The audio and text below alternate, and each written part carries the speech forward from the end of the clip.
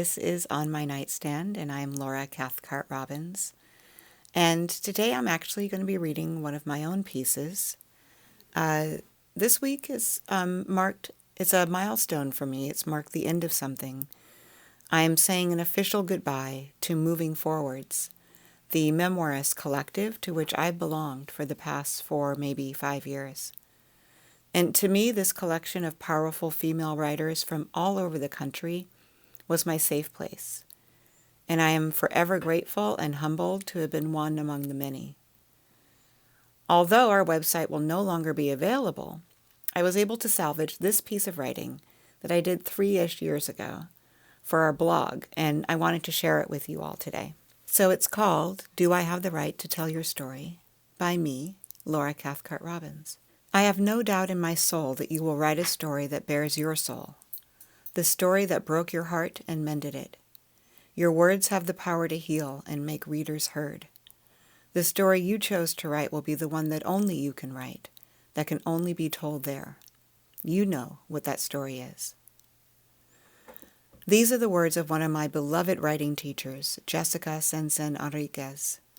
We were emailing back and forth regarding an essay I was writing in her class. This essay exposed my soul.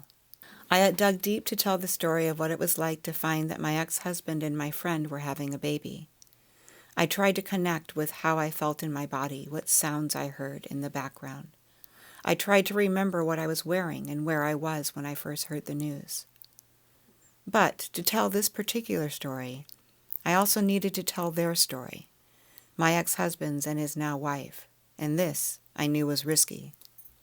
So risky, in fact, that the editor at the Huffington Post, who later published the piece, wrote me a personal note before it went live, asking if I had thought about what was to happen. I just want to double-check with you that you're 100% comfortable with this running on such a huge platform, and that the other people involved will be okay with it as well. Because once the piece is live, I can't do anything about it if somebody freaks out or wants the story taken down. I typed back, yes, I'm sure, before I could think about it, but I stared at the email for a long time without hitting send. Was I ready for the comments, the quote-unquote intranet trolls that would dissect my essay and condemn me and my writing? Was I prepared for people who would now think less of me because I had exposed this undesirable part of myself? Was I 100% ready for the impact this essay, when published, might have on my relationship with my ex and his wife? I felt like I was probably ready to expose my soul, but what about theirs?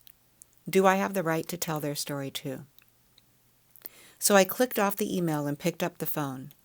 I called one writer friend after another, and each one of them gave me the same response, with slight semantic variations.